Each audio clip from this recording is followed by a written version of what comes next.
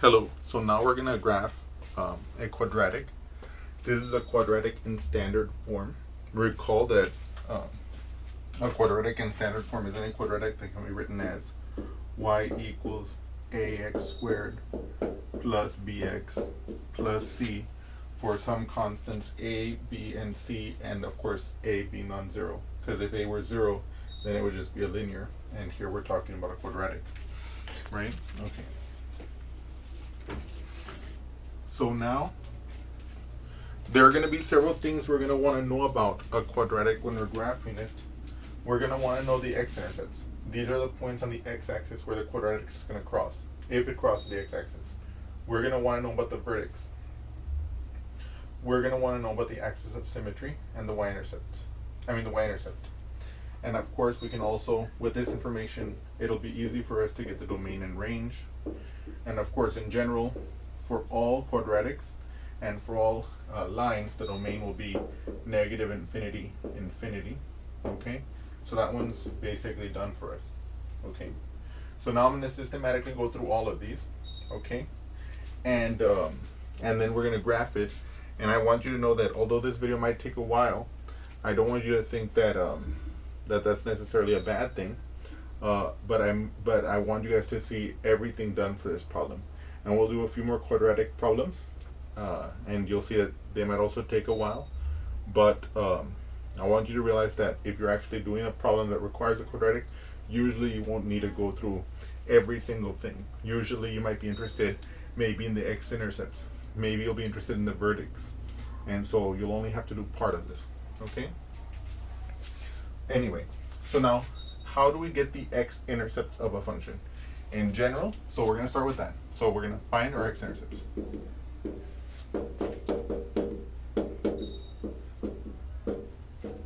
Okay, so to find our x-intercepts, right, the points on the x-axis where the function crosses, we need to find, we need to set the y equal to 0 and solve for x. Okay. Now, why is that the case? Because remember, every point on the x-axis has y coordinate 0. And therefore, if we set y equal to 0, we will be able to find the x values that correspond to the x-intercepts if they exist. Okay, so let's do that with this. So if I set this one equal to 0, x squared plus 5x plus 6 equal to 0. Aha! This is a quadratic equation, and we know how to solve this. So there are several techniques we could do. First of all, we could think about completing the square. We could think about factoring. We could think about the quadratic formula, and so on. Now, in this particular case, let's start by thinking about factoring it. Okay? We want to ask ourselves, what numbers multiply to give us 6 and add to give us 5? Okay? So I'm going to look at this. If I want to multiply to get 6, well, I'm going to have 1 times 6, 2 times 3. Aha! If I multiply 2 times 3, I'll get 6. And if I add 2 and 3, I get 5. So I claim that this factors as x plus 2 times x plus 3. Right? Now let's just prove that to ourselves. Strictly speak, yeah. So yeah, let's prove that first.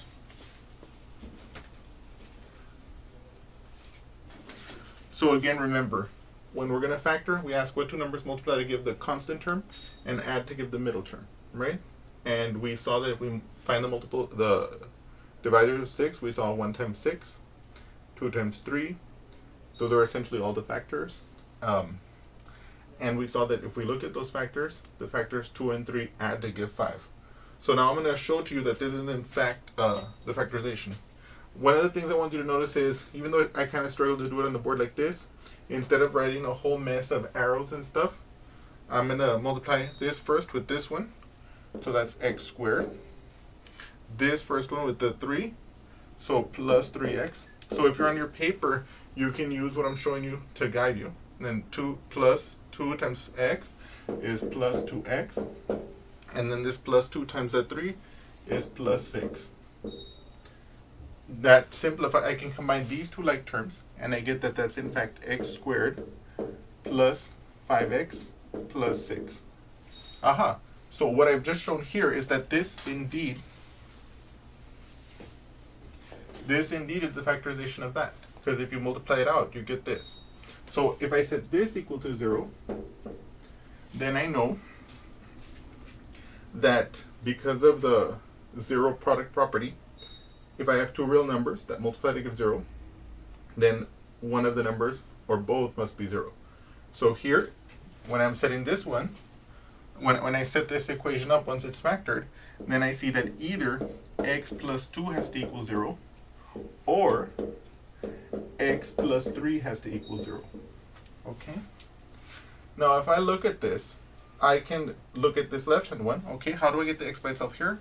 Minus 2, and I get x is equal to negative 2. What about this one over here? Minus 3, x equals negative 3. So now I have my two x-intercepts. The quadratic, this quadratic, when I graph it, will cross the x-axis at x equals negative 2 and at x equals negative 3. Okay? I'm going to write them here just as the number, but if you want to, we could write them as the points, right? The points, negative 2 comma 0, and like this. I could write them if I wanted to as negative 2 comma 0 and as negative 3 comma 0. But just to save space, I'm going to write them like this. Okay? So that's finding the x-intercepts. Okay. So now what we're going to do is we're going to calculate the verdicts, okay? Okay.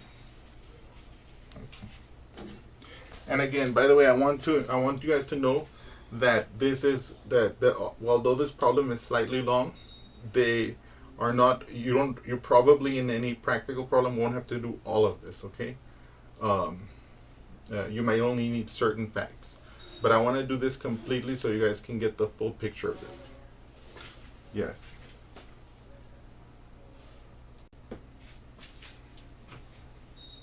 Okay. So now we're going to calculate the verdicts. And to do so, I have written here a formula that I would recommend that you put on an index card or in your notebook in a box for a quadratic, if you don't already have it, of course.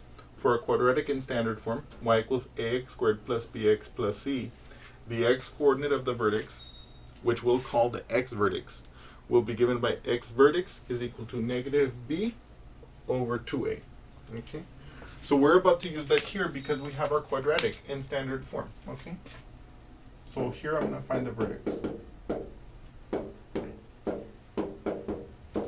Okay?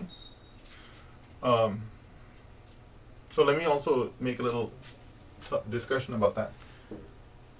If the quadratic opens up like this, we'll see that this one in fact does open up because the a, the coefficient of the x squared term, is positive, so it will open up, okay? But for a quadratic that opens up, the verdicts will be the absolute minimum point. It'll have the minimum y value, the minimum value of the function, and it will also have, and it'll also be right in the middle. And this is exactly what the verdicts is for a quadratic. So I just wanted to tell you about that before we actually calculate it so you understand what we're doing here. Okay? Okay. So again, it's in the absolute middle. It's the minimum for a quadratic that opens up. And the axis of symmetry goes through it. We'll talk about that in a moment. Okay? Okay. So let's begin. So I know that the x coordinate of my verdicts is going to be negative b over 2a. Now, in our case, if I look at my quadratic, I can see that my b is going to be 5. So it'll be negative 5 over 2 times.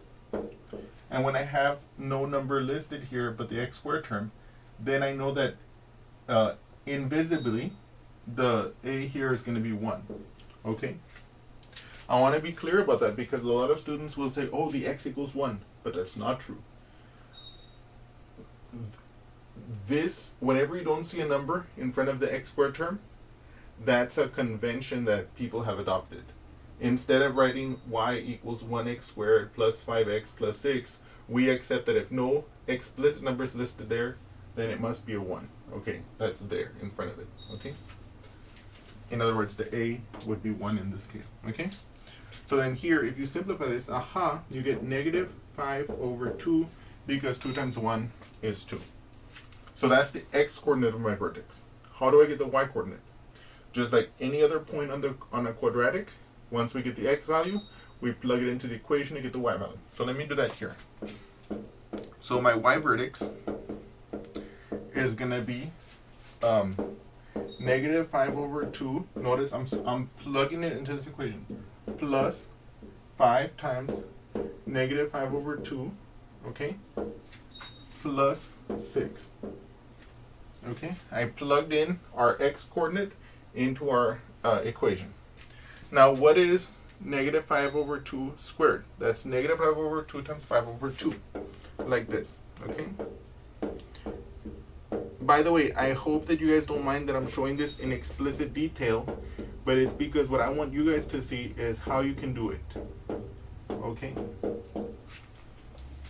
So, and here I've rewritten the 5 as a fraction as 5 over 1. So I can perform this multiplication. In this case, I have a negative times a negative, so it's going to be positive.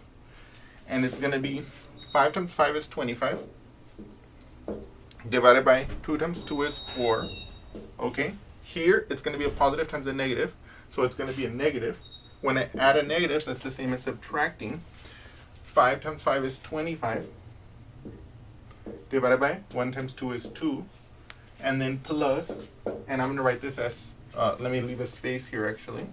No, actually, okay, it's okay. It's okay. So then I'm going to put, this is going to be 6 over 1. Now, I suspect you guys already know what I'm going to do with that. What I'm going to do is, so let me get rid of this now, so I can do this calculation over here.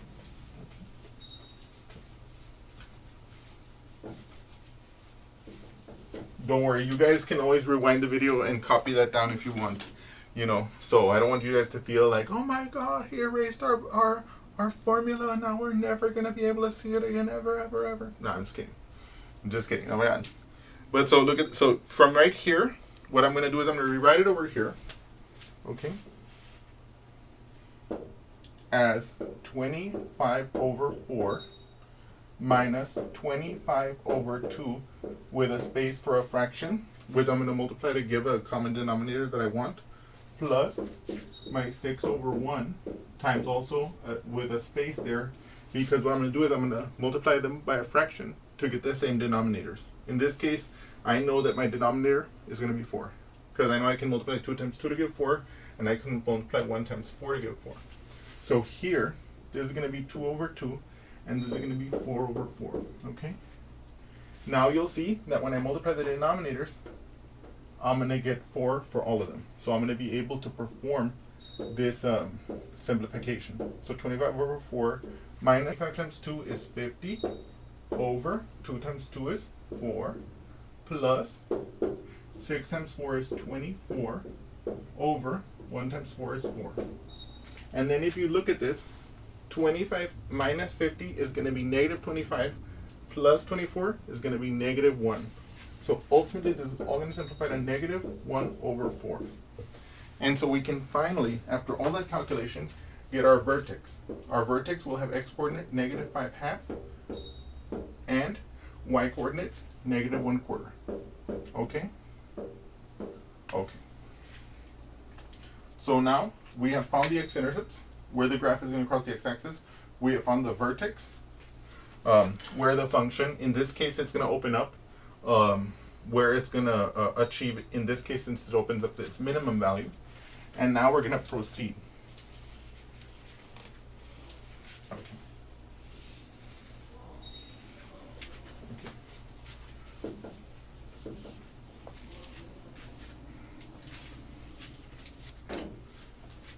The axis of symmetry. It will be the vertical line going through the vertex. We know that a vertical line can be written as x equal to some constant, where the constant is the common x value of all the points. We know that the axis of symmetry has to go through the vertex, so it must be that the axis of symmetry is x equals to negative 5 halves, and that's always true. The axis of symmetry of a quadratic is always the vertical line that goes through the x-coordinate of the vertex. Okay, now the y-intercept. How do I find the y-intercept? You find the y-intercept by setting x equal to 0 and solving for y. To find the y-intercept, we set x equal to 0 and solve for y. Okay, so if I look at this equation, I will get y equals 0 squared plus 5 times 0 plus 6. This is gone. 0 squared is 0 times 0, and 0 times 0 is 0, and 0, so that's 0. 5 times 0 is going to be 0, so I'm going to have 0 plus 6, which is just going to give me y equals 6. So I know that my y-intercept is going to be 6. Okay? And now, I'm finally in a position now to graph this function, believe it or not, guys. And I for one am very excited about doing this with you guys. And again, let me also point out something else again. We already mentioned it, but it opens up. Why? Because in this case, our a is positive, and here our a is 1, okay? The number in front of the x word. Okay. So now, before I graph it, I want to look at the numbers that I'm going to have to put in my graph paper to figure out, like, where to kind of, like, draw the x and y axis. Okay? I know I have to reach the y value of 6 if I want to hit the y-intercept. I know I have to hit the x-axis at -2 and -3. I know that -5/2, if you divide it out, is -2.5, which is right in between the 2 and 3, and that makes sense. And that's basically it here. So what I'm going to do is I'm going to draw it in such a way that I can try and capture this in as faithful a manner as possible. I can see that I won't need to graph any positive x-axis, at least for this part of the graph. So I'm going to graph just here, centered here, more or less. You're going to see what I mean in a moment. But centered more or less here so we can really see what's happening there. Okay, let's do that here.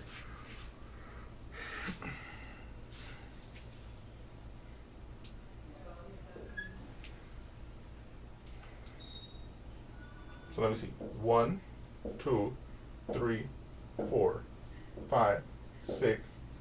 That's my y. 1, 2, 3.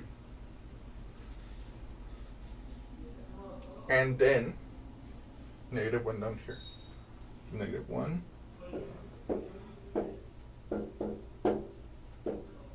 And let me see here. Okay. So now what I want you guys to notice here is that I've drawn the separation rather large, because what I'm going to try to do here is I'm going to try and capture these points that we've got in as high fidelity as possible. So for example, -2 and -3. So this is -1, -2. So this is one of my x-intercepts. I'm going to put a point there. My x equals -3. That's my other x-intercept. My y-intercept is 6. So that's right here. Okay. My x vertex, -5/2. If you notice this -5/2 is the same thing as -2.5. So that's going to be right here, okay? And it's going to be at -1/4. So if I slice this into 4 pieces, okay, 1, 2, 3, 4, then -1/4 will be right here, more or less. Okay?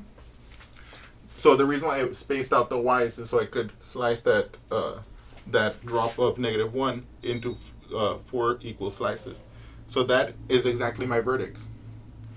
And now, now I'm going to make some nice points here that are very important. And in fact, let me draw in the axis of symmetry here so you can see what I'm talking about here. Okay. So the axis of symmetry is not part of the graph of this equation. None of the points on the axis of symmetry, save the vertex, are actually on this graph. Okay. But the reason why the axis of symmetry is important for quadratics is because I can take any point on the right of the axis of symmetry or to the left of the axis of symmetry, and I can mirror it on the other side. So here, I know if I go 1/2, like in this case, I'm going 1/2, 1 1/2, 2 1/2. If I go to the left, 1 1, let me see here, that's 1/2, 1 1/2, 2 1/2. Here, I will get another point on the graph at the same height. Let me see. Okay, that's right. So in other words, here, because this point is on the graph, I know that this point will be on the graph also, because I mirrored it using the axis of symmetry. This distance is 2 1/2, this distance is 2 1/2. Okay? So this point is a point I didn't calculate over here, but I evaluated it based on the axis of symmetry. And then finally, we can connect all these in a smooth line, in a smooth curve that's characteristic of the quadratic equation of a parabola. Let me see if I can do a good job here. Oh my god, this is going to be probably one of my most awful. Oh, that's much better. Okay. I think I still have a chance at graphing this like so it looks nice, like an actual quadratic.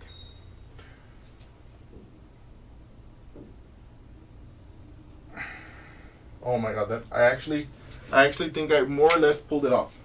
But what I want you to notice more than anything is how this is exactly what we this is exactly like what we expected to see, and also more importantly, because of our calculations, we know that the points that we graphed are exactly the right points, and we're demonstrating that we know what we're doing.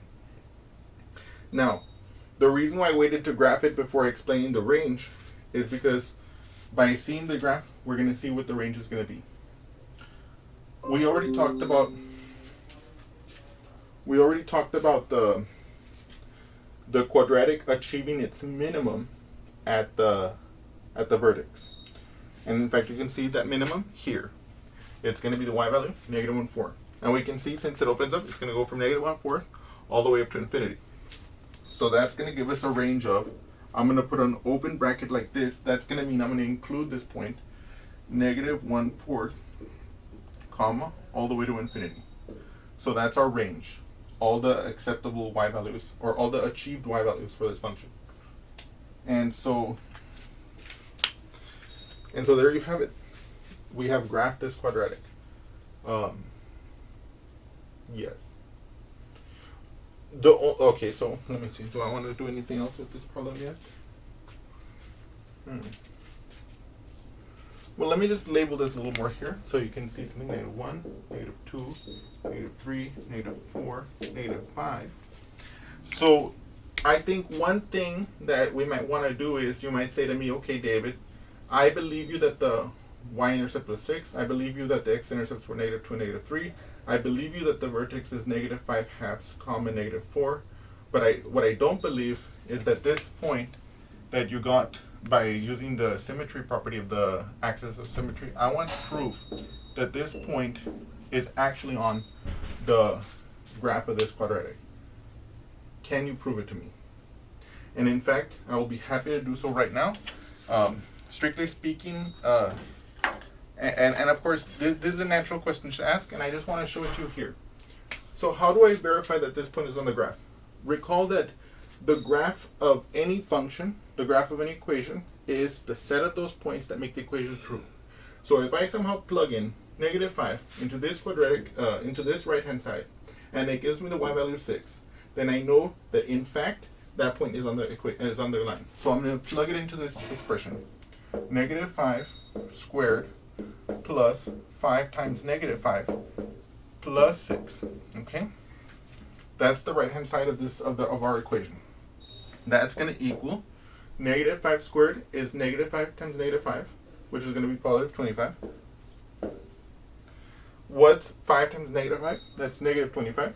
So when I add a negative, it's going to be -25 plus 6. Aha. 25 minus 25 is 0. 0 plus 6 is 6. What we have just done here is we have inserted -5 into this equation on the right, and the y value it simplifies to is 6. So we have just shown that this point that we originally got by reflecting that point 0, 6 across the axis of symmetry gave us another point on the graph, and we did that without having to do this calculation. But what we just showed is that through the calculation, it does satisfy the equation, so it is on the parabola. And well, anyway, we'll do another problem soon, and I hope you guys have enjoyed it, and tell me what you think. Yes.